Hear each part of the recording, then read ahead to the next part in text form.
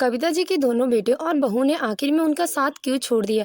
आज कविता जी के छोटे बेटे आलोक की शादी थी। कविता जी बेहद खुश नजर आ रही थी, लेकिन आलोक का चेहरा थोड़ा उदास था। उसे अपने बड़े भाई की बहुत कमी खल रही थी। रिश्तेदारों की नजरों से भी ये बात छुपी नहीं थी कि वे बार बार यही सवाल कर रहे थे, बड़ा बेटा और बहू शादी में क्यों नहीं आए। कविता जी के लिए ये सवाल जैसे एक तीर बनकर हर बार चुभ रहा था, लेकिन वो कुछ नहीं कह सकती थी। मजबूर होकर उन्होंने बात टालते हुए मुस्कुराकर जवाब दिया, उनकी बेटी सूरज की परीक्षाएं चल रही है, इसीलिए दोनों नहीं आ सकते। जैसे ही परीक्षा खत्म हो गई वो आ जाएंगे। पर मेहमानों को चैन कहाँ था। अंदर ही अंदर कानाफूसी चल रही थी। कोई कह रहा था कि लगता है कि बहू से इनकी बनती नहीं है, तभी नहीं आई। कोई और फुसफुसाता, कविता खुद कितनी तेज तरार स्वभाव की है, झगड़ा हुआ होगा बहू से, देख लेना कुछ ही दिनों में छोटी बहू से भी चली जाएगी। ये सब सुनकर भी कविता जी चुप रही। उन्होंने किसी को जवाब देना जरूरी नहीं समझा। धूमधाम से आलोक का विवाह वाड़ी के साथ संपन्न हुआ। आलोक वाड़ी को ब्याह कर घर लेके आया। आलोक घर की हर बात भली भांति जानता था। उसे अच्छी तरह याद था कि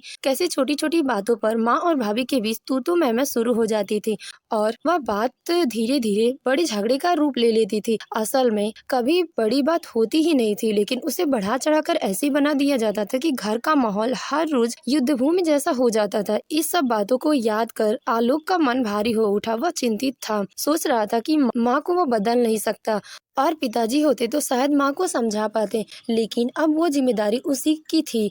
उसे बस यही उम्मीद थी कि उसकी पत्नी वाड़ी का स्वभाव शांत, समझदार और विनम्र हो, ताकि वह इस टूटे हुए परिवार को एक नई डोर से जोड़ सके। लेकिन वाड़ी को वो जानता ही कितना था। यह कोई प्रेम विवाह तो था नहीं, जहाँ से वो पहले से उसके स्वभाव से परिचित होगा। आलोक ने निश्चय किया कि वो वाड़ी को पहले ही सब कुछ स्पष्ट कर देगा। माँ की बातों को दिल पर ना ले, एक कान से सुने दूसरे कान से निकाल दो। उसकी कहा सुनी को गंभीरता से मत लेना। रात को आलोक ने अपनी पत्नी से बात करते हुए कहा, वाड़ी अब इस घर को तुम्हें ही संभालना है। वाड़ी ने बीच में ही प्रश्न कर दिया, भैया भाभी शादी में क्यों नहीं आए। आलोक ने कुछ छुपाने की बजाय वाड़ी को पूरी सच्चाई बता दी और माँ और भाभी के बीच कभी भी ठीक से नहीं बनी। छोटी छोटी बातों पर झगड़े हो जाते। एक दिन तो बात बहुत बढ़ गई। भाभी की बस इतनी ही गलती थी कि वो बिना नहाए रसोई में चली गई। बस माँ का पारा चढ़ गया। बात तू मैं से शुरू होकर तूफान बन गई। वाड़ी ने आश्चर्य से पूछा, ऐसा क्या कह दिया माँ जी ने। आलोक ने थोड़ी चुप होकर धीमे से कहा, माँ ने भाभी से कह दिया निकल जाओ मेरे घर से, और जब तक मैं जिंदा हूँ मुझे अपनी शकल मत दिखाना। तुम्हारे घर वालों ने तुम्हें यही संस्कार दिए। भैया घर पर ही थे। उन्होंने माँ को शांत कराने की कोशिश की और कहा, माँ आप क्या कर रही हैं, आप गुस्से में थोड़ा शांत हो जाइए। लेकिन माँ और भड़क गई। उन्होंने भैया से कह दिया, तू भी जोरू का गुलाम बनकर घूमता है, तू भी चला जा मेरे घर से। यह सब सुनकर भाभी रोने लगी और भैया भी, लेकिन माँ का गुस्सा थमने का नाम नहीं ले रहा था। उसके बाद भैया ने घर छोड़कर अलग रहना ही बेहतर समझा। रोज रोज की कलह से भैया और भाभी दोनों बहुत बेहद परेशान हो चुके थे। एक ही शहर में अलग अलग होकर रहने से बेहतर उन्होंने समझा कि शहर ही बदल लिया जाए। इसीलिए भैया ने अपनी तबादला कहीं और करवा ली। वे भाभी की तकलीफों को और अधिक सहन नहीं कर पा रहे थे। आखिर वो कब तक उन्हें हर रोज मानसिक पीड़ा से गुजरते देखते रहते। आलोक ने वाड़ी से कहा, देखो वाड़ी, थोड़ी गलती भाभी की भी थी। उन्हें उन कामों से बचना चाहिए जो माँ को पसंद नहीं थे, लेकिन वो अक्सर अपनी मनमर्जी करती थी। उनमें सहनशीलता की कमी थी। माँ की दो बात भी नहीं सुन पाती थी और तुरंत जवाब दे देती थी, जिससे बात और बढ़ जाती थी। वाड़ी ने गंभीरता से आलोक की बात सुनी और बोली, हाँ आलोक, तुम सही कह रहे हो। ताली कभी एक हाथ से नहीं बजती, गलती दोनों तरफ से होती है। अगर किसी ने चुप्पी साध ली तो शायद ये बात इतनी नहीं बढ़ती। आलोक ने गहरी सांस लेते हुए बात को आगे बढ़ाई, लेकिन वाड़ी माँ के कुछ शब्द इतने जहरीले थे कि भैया और भाभी के दिल में सूला बनकर चुभ गए। उन्होंने इस घर को छोड़ने का फैसला कर लिया। आज तक मुझे नहीं पता कि माँ को अपने शब्दों पर पछतावा है या नहीं। वह थोड़ा रुककर बोला, वाड़ी, कटु वचन तीर की तरह होते हैं। एक बार किसी की जुबान से निकल जाते हैं तो वो वापस नहीं लिया जा सकता, और जब वे किसी की दिल में जाकर चुभते हैं तो ऐसा घाव छोड़ जाते हैं कि वो नासूर बन जाता है। फिर आलोक ने वाड़ी की ओर देखते हुए गंभीरता स्वर में कहा, वाड़ी, मैं तुमसे एक उम्मीद कर रहा हूँ कि तुम सब कुछ संभालोगी। भैया भाभी चले गए हैं, लेकिन हम माँ को अकेला छोड़कर नहीं जा सकते। हमें हमेशा इनके पास रहना होगा। क्या तुम माँ के गुस्से को अपने प्यार और सहनशीलता से शांत कर सकोगी। वाड़ी ने बिना किसी झिझक के जवाब दिया, आलोक, तुम चिंता मत करो। मैं पूरी कोशिश करूंगी कि सब कुछ ठीक ढंग से संभाल सकूं। घर में फिर से शांति और अपनापन लौट आया। इसके लिए मैं अपना हर संभव प्रयास करूंगी। आलोक की आंखों में हल्की सी उम्मीद की चमक उभरी, लेकिन मन में एक टीस अभी बाकी थी। वह शांत स्वर में बोला, माँ को आज भी इस बात का एहसास नहीं है कि उन्हें ऐसे कठोर वचन नहीं कहने चाहिए थे। पता नहीं उनके दिल में क्या चल रहा है। वह कभी किसी से कुछ कहती भी नहीं है। मैंने कितनी बार उन्हें समझाने की कोशिश की, भैया भाभी को फोन करके बुला लो, लेकिन वो नहीं मानी, अपनी ही जिद पर अड़ी रही, जैसे कुछ भी गलत नहीं हुआ हो। इन गंभीर और भावुक बातों के साथ ही आलोक और वाड़ी की सुहाग रात की शुरुआत हुई। थोड़ी देर बाद दोनों ने हर चिंता, हर दुख को एक ओर रख दिया और एक दूसरे की बाहों में खो गए।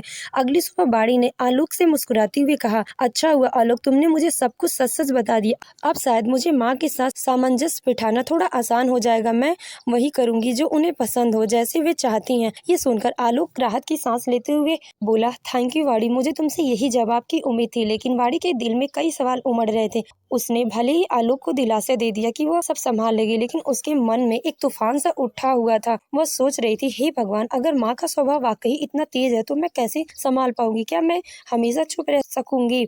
उनके संघर्षों से भरी जिंदगी की शुरुआत उसी दिन सुबह से हो गई। पहले कुछ दिन कविता जी ने अपनी नई बहू पर खूब प्यार बरसाया, उनकी तारीफ की और उसे घर में अपनापन महसूस कराया। लेकिन धीरे धीरे उनका असली स्वभाव सामने आने लगा। अब ये बात बात पर वाड़ी को टोकने लगी, उनके हर काम में कमी निकालना, उनके हाथों से बने भोजन की निंदा करना, उसके तरीकों को गलत ठहराना अब यह रोजमर्रा का हिस्सा बन गया था। आलोक की कही बातों को ध्यान में रखते हुए वाड़ी हर बात को सहन किया। वह कविता जी की तीखी बातों का जवाब नहीं देती, बल्कि उन्हें मुस्कुराकर सुन लेती। लेकिन जब अकेले होती तो वह चुपचाप अपने आंसू बहा लेती। फिर भी हर सुबह वो कहीं हंसता मुस्कुराता चेहरा लेकर सबके सामने आ जाती, जैसे कुछ हुआ ही नहीं हो। धीरे धीरे समय बीतता गया, लेकिन इतने अच्छे स्वभाव वाली वाड़ी को पाकर भी कविता जी का स्वभाव कोई बदलाव नहीं आया। एक बेटे और बहू को खोने के बाद भी उनके व्यवहार में कोई सुधार नहीं हुआ, बल्कि उनका बर्ताव दिन ब दिन और कठोर होता जा रहा था। ये सब देखकर वाड़ी का धैर्य का बात और भी धीरे धीरे टूटने लगा। आलोक जो पहले की तरह अब भी सब कुछ जानता था, भीतर ही भीतर घुट रहा था। वाड़ी ने कभी उससे किसी तरह से कोई शिकायत नहीं की, लेकिन उसके चेहरे की झूठी मुस्कान ही आलोक को सब कुछ कह देती थी। कभी कभी वाड़ी की आंखों में डबडबाते हुए आंसू आलोक को दिख जाते, तब उसका मन बैठ जाता। वह सोचता, क्या करूं, कैसे इस परिस्थिति को सुधारूं, लेकिन उसे कुछ समझ नहीं आता। लेकिन अब वाड़ी के लिए ताने सुनना और उसके हर काम में कमी निकालना कविता जी की रोज की बात हो गई थी। लेकिन इतने कुछ होने के बाद भी वह चुप रहती, सहन करती, मगर कब तक? आखिर हर चीज की एक सीमा होती। एक दिन वाड़ी किचन में काम कर रही थी, तभी उसकी माँ का फोन आया। फोन उठाते ही उधर से माँ की रोती हुई आवाज सुनकर वाड़ी घबरा गई। उसने घबराकर पूछा, माँ आप रो क्यों रही हैं, क्या हुआ? उसकी माँ ने भराए गले से कहा, बेटा तुम्हारे पापा का एक्सीडेंट हो गया, वो तुमसे मिलने के लिए तुम्हारे घर जा रहे थे, तभी रास्ते में बाइक के आगे एक कुत्ता आ गया, उसे बचाने के चक्कर में वो गिर गए। उन्होंने मुझे फोन किया तो मैं उन्हें लेकर अस्पताल आई हूँ। तुम्हारे भैया भी घर पर नहीं है, बेटा तू दामाद जी को लेकर आ जाना, मुझे बहुत डर लग रहा है, मैं यहाँ अकेली हूँ। ये सुनते ही वाड़ी के पैरों तले जमीन खिसक गई। वह तुरंत आलोक के पास गई और पूरी बात बताते हुए बोली, आलोक जी जल्दी चलिए, पापा का एक्सीडेंट हो गया, माँ अस्पताल में अकेली है।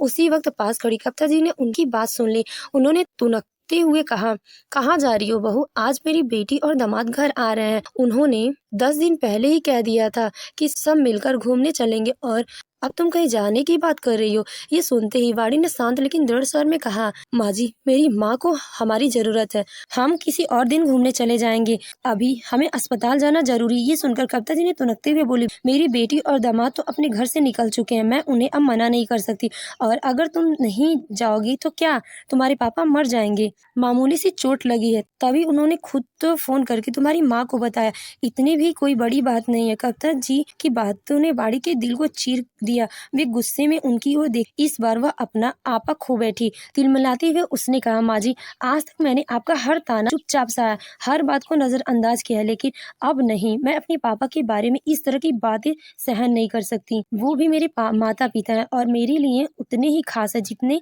आपके बेटे के लिए आप। मैं देखती हूँ कौन मुझे अस्पताल जाने से रोकता है। फिर वह आलोक की ओर मुड़ी और दृढ़ता से बोली, आलोक मैंने अब तक सब कुछ तुम्हारी बात मानकर सहा है, लेकिन आज तुम्हारी माँ ने मेरे पापा के बारे में जो कहा है वो मेरी आत्मा को चोट पहुंचा गया। मैं अब चुप नहीं रहूंगी। अगर मेरे माँ बाप के बारे में कोई कुछ भी बोलेगा तो मैं बिल्कुल सहन नहीं करूंगी। अब तुम बताओ, क्या तुम मेरे साथ चलोगी या नहीं? आलोक कुछ क्षण शांत रहा, फिर बोला, तुम बिल्कुल सही कह रही हो वाड़ी, हम चलते हैं, मैं तुम्हारे साथ हूँ। वाड़ी का रौद्र रूप देखकर कविता जी पूरी तरह से चुप हो गई। वाड़ी ने अपने पति आलोक का हाथ पकड़ा और अस्पताल के लिए निकल गई। दोस्तों, क्या अब वाड़ी और आलोक भी कविता जी को छोड़कर उनके बड़े बेटे और बहू की तरह अलग हो जाएंगे? क्या अब वाड़ी अपनी सास के तानों का जवाब देना शुरू कर देगी? क्या उसका सब्र अब पूरी तरह टूट जाएगा या फिर अब भी सब कुछ सहती रहेगी? यह जानने के लिए इस कहानी का दूसरा भाग जरूर देखें, जो कल दोपहर 1 बजे अपलोड किया जाएगा। दोस्तों, अगर आपको हमारी कहानी पसंद आई हो तो कृपया वीडियो को लाइक करें और हमारे चैनल को सब्सक्राइब करें और बेल आइकन को दबाना ना भूलें, ताकि